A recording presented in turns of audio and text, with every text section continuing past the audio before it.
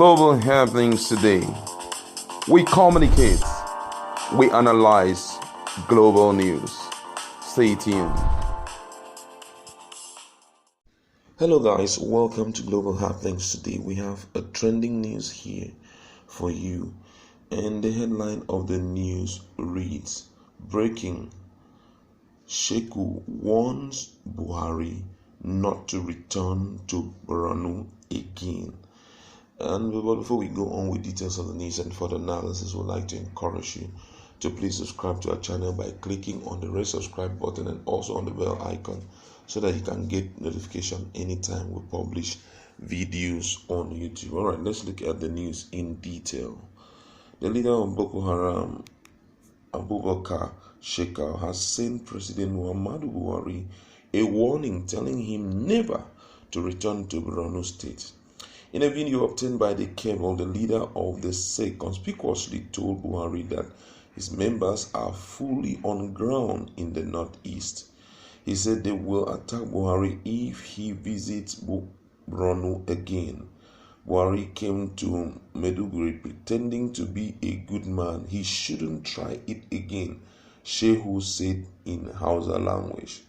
Speaking further, he gave conditions for Chibok girls' release, noting that the school girls would be set free if the federal government let go of the sect member currently in detention. Recall that in April 15, 2014, the sect abducted about 276 female students from Chibok Girls Secondary School. Since then, Boko Haram has released few and has retained others, including Lee Shuaibu, a Christian, among them.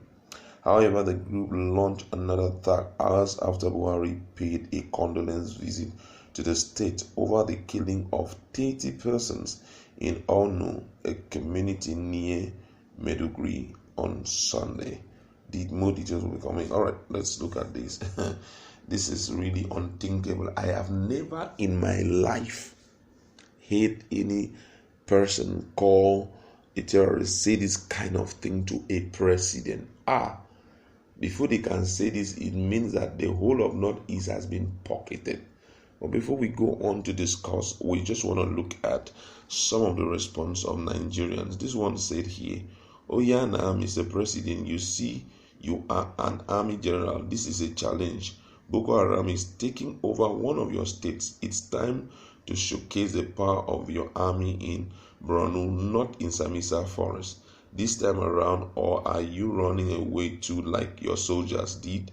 All of them have run to Afaruku in Abia State in the name of waiting for Mazi Nnamdi Kanu and IPOB to kill them. Boko Haram were inviting you for war, and you ran away only for you to go and wage war with armored tank against people with nothing but flags. What a shame. If you know what you are doing, you will wake up and take up this challenge." And another person said, "Hey, foolish man, you are worse than him. Your hands are full of human blood. God caused the parents that begets you, Sheku." Those ones are not okay. Those are some of the things that some of the persons. But for me, this is grossly amazing because I have never heard people who are on wanted list in a country talk the way these guys have spoken. It's an indication that they are almost in charge. It clearly shows that nothing can happen to them. You see him giving conditions. Don't forget, fairly recently, about 1,400 of the Boko Haram members have been released, back into the society. So the way this guy is talking clearly shows that his army is increasing day after day. And who knows, for them to say the president should not set his foot on the soil of Borno, it therefore means they have taken over everywhere. And it points to the reason why the indigents of Borno State had to boo the president when he went visiting them to console with them over the 30 traders who were killed. It is an indication. It shows that, these guys have taken over the whole land, because I can't imagine this level of boldness And the most amazing part, why a lot of people are talking so much about this, is the fact that instead of the army strategizing and seeing how they can go back to Borno State and see how they can capture these guys, they are busy, running after shadows. Because for me, for them to go to a place like Afaruku and say we want to arrest somebody who has never been of 1% harm to the state, neither to the indigenous of his environment, you are running after and trying to say you're going to arrest them, you are going to do this. To me, it makes no sense. This is a challenge, for Brutai, who is the army officer, the man in charge. This is the greatest challenge of a lifetime. I don't know what story he would tell when he retires from army, or when he retires as the chief of army staff. Because, jokes apart, if I was in his shoes, guess what I will do? I'll throw in the towel and walk away. Because if I continue to stay, this is a way of rubbishing a whole nation army. This has never happened. Who is that person that would talk to Donald Trump this way? Who are you? Which mama born you make you constantly talk to Donald Trump for his own town? Every strength that people always showcase, especially people who are insurgents, people who are terrorists, the strength they show is outside the shores of the United States of America. You can't be inside. Let it be, it's an impeachment process, and they said, okay. But this guy already is an enemy of the state. He's an external aggressor. He's somebody who is trying to dive into and take over the independence of Nigeria. He has rubbished the independence of Nigeria and the sovereignty of Nigeria. Now he wants to start taking over territories. Who knows, maybe in the nearest future, a part of the southeast will be called Boko Haram territory. Or they'll just maybe go to UN and begin to ask for UN to give them the sovereignty of a particular part in Nigeria. And it's not something anybody should fold their hands. If I was in the shoes of Brutai, or any person who service chief who has been working against this guy, I would have thrown in the towel and walk away, because it's a slap on the face. It's a slap. That's the greatest slap. It's like somebody, you visited the house you built for your children, and because of one trouble or that, and as immediately you left, a tenant who has never bought a block before came back and said that your rubbish father, foolish father came again. Tell him, if I see his feet in this house, whether it is built by him or not, if I see his feet, I will cut it off. Let him day me. Won't you employ all that is invite anybody invitable? Even it means for you to trade a part of your land so that you will get help. Because it's a case of having to meet with Russia can handle these guys. United States of America can handle these guys. So what's that thing that we are hiding? Because if now Nigerians have been soliciting and demanding that there should be a change in the service chief, and that has not been considered. Even as of yesterday, these guys have said, what's the name, House of Rape, they said, man, they are not rescinding, they are not declining in their request to the president to change the service chief. Why? Because it's been a huge failure. If they can talk to the president like this, who is that person in Borno? Who knows? Talking to the president like this, another thing that hits my mind now, who knows if the governor of Borno State has not sat face to face with this guy? Because the boldness he has, the balls he has to talk to the president like this clearly shows that guy is the one running Borno State. Don't forget that even when this guy, Buhari, President Buhari, went there, he accused the leaders in Borno and said that they are that for Boko Haram to have such a stronghold over Borno State clearly shows that they are cooperating with Boko Haram. That's what he accused them. Instead of, okay, even if they are in sync with Boko Haram, doesn't mean that our army does not have the way without, does not have the required training to handle these guys and break whatever bond existing between them and the people of Borno State.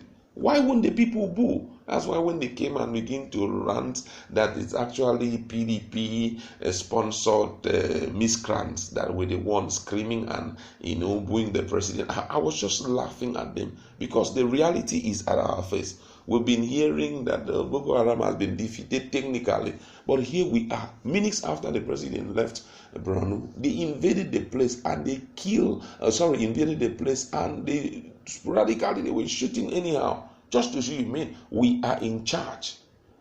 I pray that all of this will come to a standstill, because it clearly shows that we do not even have idea on how to handle these guys. I don't know, my colleague, if she have something to say here, because it's really disheartening. The truth be told, it's really not acceptable for a president of a nation as big as Nigeria is to come down to Borno, and a terrorist leader gives him that warning.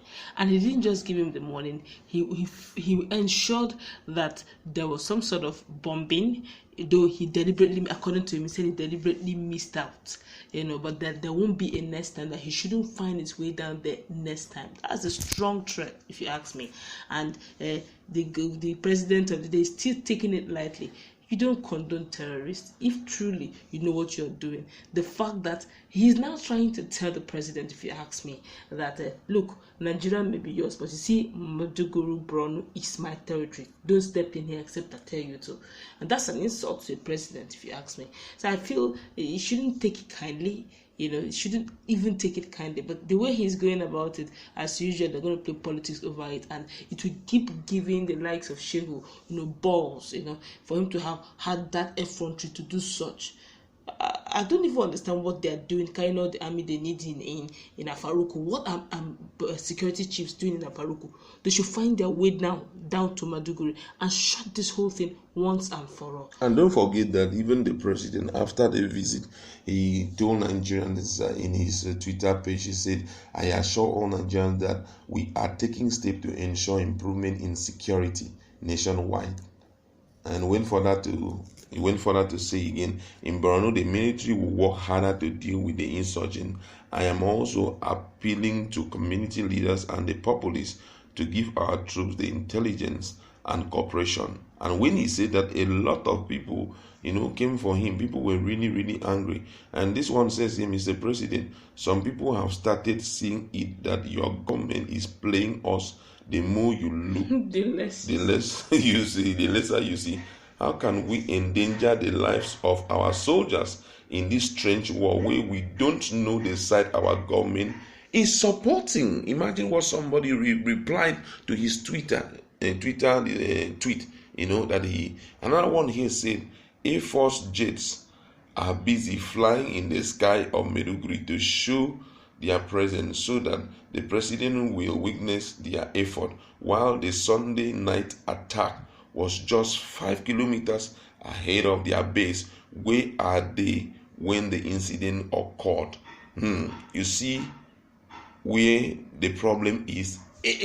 That's why a lot of people still believe that there is some kind of secret surrounding this whole thing. There's some secret thing that is currently going on which nobody can really unveil. But we believe that with time, everything will come back to limelight. We will understand what is actually going on. If it is the people of Borno that is giving the support to these guys, or it's like our government is not taking this issue very serious. That's where we're going to leave it. Go to our comment section.